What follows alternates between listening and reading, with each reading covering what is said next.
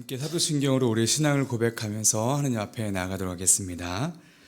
전능하사 천지를 만드신 하나님 아버지를 내가 믿사오며 그 외아들 우리 주 예수 그리스도를 믿사오니 이는 성령으로 잉태하사 동정녀 마리아에게 나시고 본디오 빌라도에게 고난을 받으사 십자가에 못 박혀 죽으시고 장사한 지 사흘 만에 죽은 자 가운데서 다시 살아나시며 하늘에 오르사 전능하신 하나님 우편에 앉아 계시다가 저리로서 산자와 죽은 자를 심판하러 오시리라. 성령을 믿사오며 거룩한 공예와 성도가 서로 교통하는 것과 죄를 사하여 주시는 것과 몸이 다시 사는 것과 영원히 사는 것을 믿사옵나이다. 아멘. 우리 찬송가는 370장 주 안에 있는 나에게 함께 고백하겠습니다.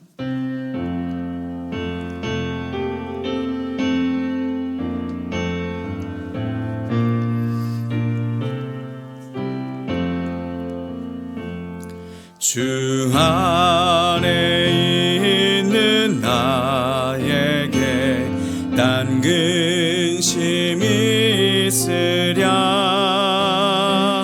십자가 밑에 나가 내 짐을 풀었네.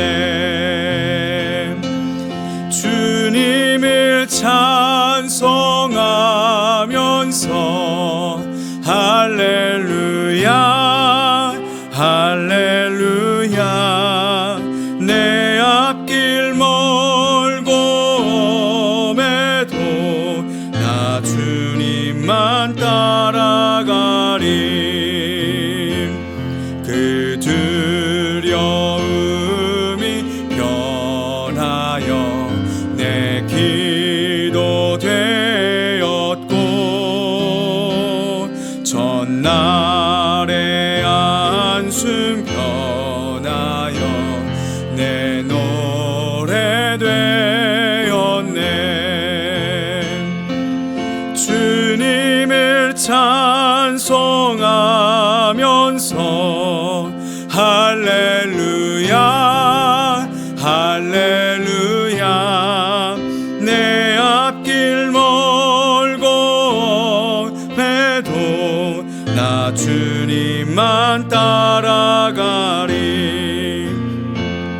내 주는 자비하셔서 늘 함께 계시고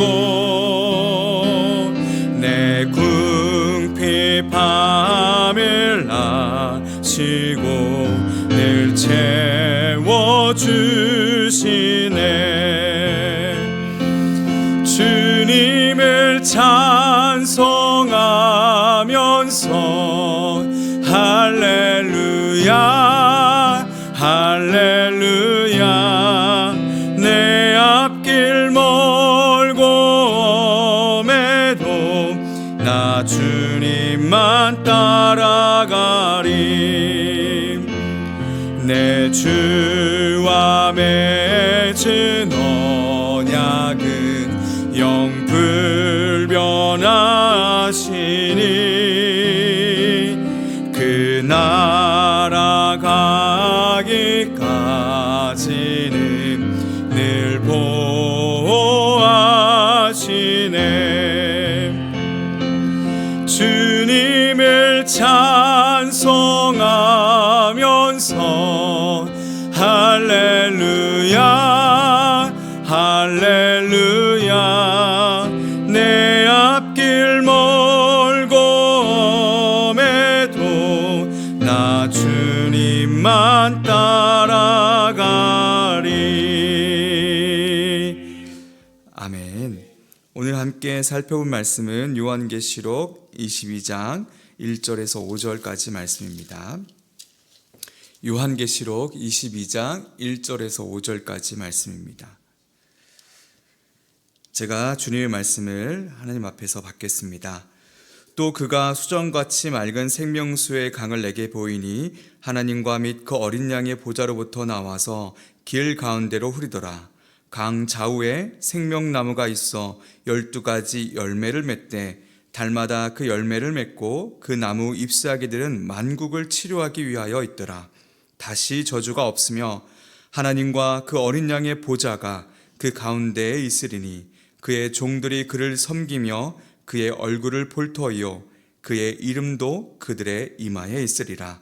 다시 밤이 없겠고 등불과 햇빛이 쓸데없으니 이는 주 하나님이 그들에게 빛이심이라.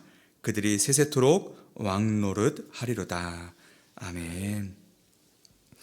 오늘도 하나님의 은혜가 넘치기를 주님의 이름으로 축원합니다. 최종 심판이 완성되면 우리가 살아있던 처음 하늘과 처음 땅은 완전하게 사라집니다. 이 땅의 모든 질서가 사라지는 것이죠. 육신의 정욕, 안목의 정욕, 이생의 자랑의 질서가 사라집니다. 그리고 모든 죄의 출처인 악의 모체가 완전히 사라지죠.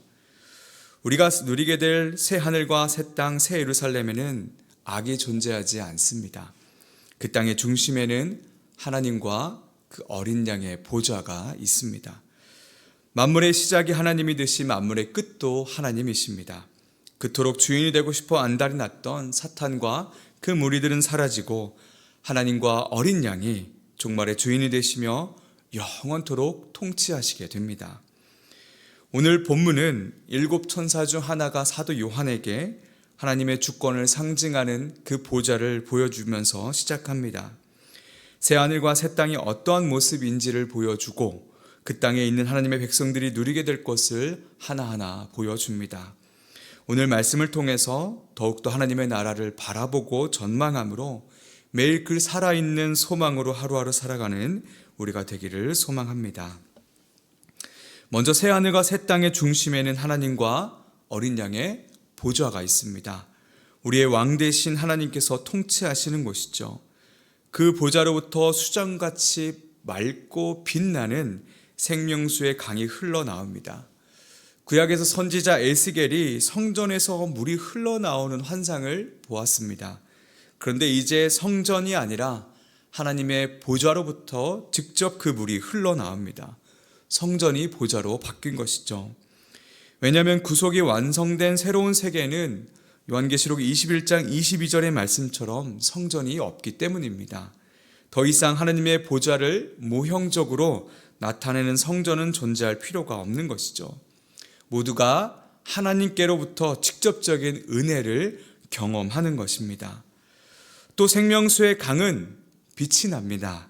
그래서 더 이상 어둠이나 흑암이 없고 오직 의와 광명과 영생의 능력만이 있습니다. 그리고 그 강 좌우에는 여기저기에 생명나무가 있습니다. 아담과 하와가 죄를 짓고 더 이상 다가갈 수 없었던 그 생명나무의 모든 만물이 다가갈 수 있게 된 것이죠. 이 생명나무는 매달 12가지 열매들을 맺고 그 잎사귀는 모든 만물을 치유합니다. 요한계시록 21장 4절의 말씀이죠. 모든 눈물을 그 눈에서 닦아주시니 다시는 사망이 없고 애통하는 것이나 곡하는 것이나 아픈 것이 다시 있지 아니하리니 처음 것들이 다 지나갔음이로라. 더 이상 죄가 주는 고통도 없고 죄가 만들어내는 사망과 질병이 존재하지 않는 것입니다. 생명나무의 잎사귀들이 모든 만물을 치유하기 때문이죠. 무엇보다 오늘 본문 3절의 말씀처럼 새하늘과 새 땅에는 다시는 그 저주가 없습니다. 첫사람인 아담이 타락하기 전에는 하나님의 마음과 늘 일치해서 행했습니다. 그래서 하나님의 모든 말씀에 순종할 수 있는 그러한 상태였습니다. 그러나 아담은 결국 죄를 지어버렸고 스스로 타락하여 더 이상 하나님의 말씀에 순종할 수 없는 상태가 되어버렸죠. 그래서 하나님께서 바울을 통해 갈라디아서 3장 10절에 이렇게 말씀합니다. 무릇 율법 행위에 속한 자들은 저주 아래에 있나니 기록된 바 누구든지 율법책에 기록된 대로 모든 일을 항상 행하지 아니하는 자는 저주 아래에 있는 자라 하였습니다. 사람은 하나님의 말씀을 온전하고 완전하게 순종하지 못합니다. 그래서 항상 저주 아래에 있습니다. 그러나 새 하늘과 새 땅에는 이런 저주가 없다는 것이죠. 왜냐하면 예수 그리스도로 말미암아 신자들은 부활하고 온전하게 변화되었고 그래서 하나님의 마음과 일치되어 늘 그 말씀을 지켜 행할 수 있는 상태가 되었기 때문입니다. 그런데 새 하늘과 새 땅에 있는 사람은 타락하기 전인 아담과는 조금 다릅니다. 오늘 본문 3절을 보면 저주가 없는데 뭐라고 말하죠? 다시는 저주가 없다라고 말합니다. 이 말씀의 의미가 무엇일까요? 첫사람인 아담은 변할 수 있는 그러한 선의 상태였습니다. 그래서 결국 스스로 변하여 죄를 지었고 그렇게 타락하고 말았죠. 그러나 새 하늘과 새 땅에는 다시는 저주가 없습니다. 이런 반복된 저주가 없다는 것이죠. 바로 그것에 있게 될 우리는 변할 수 있는 그런 선의 상태가 아니라 변하지 않는 선의 상태가 되었다는 그러한 의미입니다. 그래서 다시는 저주가 없는 것이죠. 더 이상 죄를 지을 수 없는 그런 완전한 상태가 된 것입니다. 하나님과 어린 양의 보좌, 바로 불변하시는 하나님께서 그의 능력으로 우리의 선의 상태가 불변하도록 붙들기 때문입니다. 그렇다면 이런 불변의 선의 상태에는 우리들은 어떤 모습으로 있게 될까요? 오늘 본문 3절 4절의 말씀인데요. 우리 함께 다시 한번 우리 교독에서 보겠습니다. 다시 저주가 없으며 하나님과 그 어린 양의 보좌가 그 가운데 있으리니 그의 종들이 그를 섬기며 그의 얼굴을 볼 터이요 그의 이름도 그들의 이마에 있으리라. 그곳에서 우리들은 하나님을 섬깁니다. 하나님을 경배하고 예배합니다. 어떤 그 불순물도 존재하지 않고 순도 100%로 하나님을 예배하며 경배하게 된다는 것이죠. 시인이 시편에 이렇게 고백하는 장면이 있습니다. 시편 84편 10절 말씀인데요. 주의 궁정에서의 한 날이 다른 곳에서의 첫날보다 나은즉 악인의 장막에 사는 것보다 내 하나님의 성전 문지기로 있는 것이 좋사오니. 시인은 여호와의 장막이 너무나 사랑스러웠습니다. 너무나 사랑해서 자기의 마음과 육체가 지칠 정도로 그렇게 바라보았던 것이죠. 왜 시인이 이렇게 고백하였을까요? 84편 4절의 말씀을 보면 주의 집에 사는 자들은 복이 있나니 그들이 항상 주를 찬송하리이다. 간단합니다. 주의 집에 복이 있기 때문입니다. 우리는 새하늘과 새 땅에서 하나님을 온전하게 예배하게 됩니다. 거룩하다, 거룩하다, 거룩하다. 주 하나님 곧 전능하신 이여 찬송과 존귀와 영광과 권능이 세세토록 주께 있습니다. 이렇게 예배하는 우리는 시인이 그토록 원했던 참된 안식과 복을 누리게 됩니다. 또 불변의 선의 상태에 있는 우리들은 하나님의 얼굴을 보게 됩니다. 여기서 얼굴을 본다는 것은 실제로 하나님과 대면하여서 이야기한다는 것은 아닙니다. 사람이 서로의 얼굴을 바라보며 인격적으로 교제하듯이 의로워진 우리들은 이제 하나님과 희미한 것이 아니라 확실하게 인격적인 교제를 한다는 그러한 의미이죠. 에덴 동산에서 하나님께서 아담아 어디 있느냐라고 물으셨을 때 죄를 범한 아담은 하나님의 얼굴을 피해 달아났습니다. 그러나 이제 새 하늘과 새 땅에서는 이러한 일이 반복되지 않고 하나님이 부르시면 네, 저기 여기 있습니다 라고 떳떳하게 말하며 하나님과 대화할 수 있게 되는 것이죠. 또 우리들의 이마에는 하나님의 이름이 기록되어 있습니다. 성경에서 하나님의 이름들은 하나님의 성품을 나타냅니다. 평강의 근원이신 여호와 샬롬, 승리하게 하시는 여호와 니시, 어떠한 질병에도 우리를 고치시는 여호와 라파, 우리와 함께 하시는 여호와 임마누엘. 이처럼 하나님의 이름은 그분의 성품을 나타냅니다. 이마에 하나님의 이름이 있다는 것은 우리가 원형이신 그분을 닮아 변화된 모습으로 존재하며 그분의 성품을 나타내는 모습으로 변화되었다는 것을 의미하는 것이죠. 정리하면 하나님을 예배하고 섬기며 그의 얼굴을 보며 그의 이름이 이마에 있는 모습은 창조 본래의 모습을 회복하고 사람의 본분을 다하는 모습으로 하나님의 복을 누리며 살아가게 된다는 것을 의미합니다. 이렇게 변화된 우리는 5절의 말씀처럼 다시는 밤이 없이 살아가게 됩니다. 5절 말씀인데요. 다시 밤이 없겠고 등불과 햇빛이 쓸데없으니 이는 주 하나님이 그들에게 비치심이라 그들이 세세토록 왕노릇하리로다. 우리가 살아가다 보면 도저히 이해할 수 없고 또 도저히 알 수 없는 그런 일들을 만날 때가 있습니다. 그래서 마치 밤처럼 어둠 속에 길을 걸어갈 때가 있습니다. 그런데 새하늘과 새 땅에서는 하나님께서 직접 비추셔서 뜻을 드러내십니다. 그래서 그곳에서는 인생의 궁금증이 사라지고 이해해야 되는 일들이 사라지는 것이죠. 다시 밤이 없습니다. 지금 이해할 수 없는 모든 일들이 이해가 될 것입니다. 또 한편으로는 지금 질문하는 모든 문제가 해결된 것이기 때문에 더 이상 그 질문 자체가 없는 새로운 상태로 변화될 것이라고 또 생각이 됩니다. 이제 말씀을 정리하겠습니다. 사랑하는 여러분, 우리에게는 오늘의 말씀이 약속으로 주어졌습니다. 이 약속을 믿으십니까? 믿으신다면 이제 이 살아있는 소망을 우리의 일상의 자리로 갖고 내려오십시오. 현재의 어려움, 이해할 수 없는 일들, 알 수 없는 인생길 위에서 힘드시고 답답할 때마다 이 소망을 붙잡으십시오. 의도적으로, 의지적으로 이 소망을 붙잡으려고 애써 걸어가야 합니다. 지금 당장 해결할 답이 필요한데, 지금 당장 돈이 필요하고 해결할 문제의 답이 필요한데 나중에 가게 될 이 새하늘과 새 땅의 모습이 무슨 보험이 되겠는가 라고 생각이 불현듯 계속해서 우리 안에 들 때가 있을 것입니다. 그렇다면 생각해 보십시오. 만약 이 소망이 없다면 어떻겠습니까? 이것처럼 우리에게 좌절과 절망을 주는 것은 없습니다.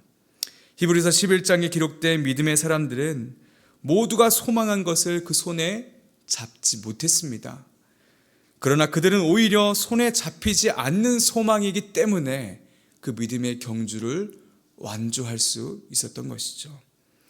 이미 우리에게 주어진 이 소망의 기쁨과 감사의 무게를 가벼이 여기지 않고 더 깊게 묵상하며 다시 힘을 얻어 걸어가는 저와 여러분이 되기를 주님의 이름으로 축원합니다.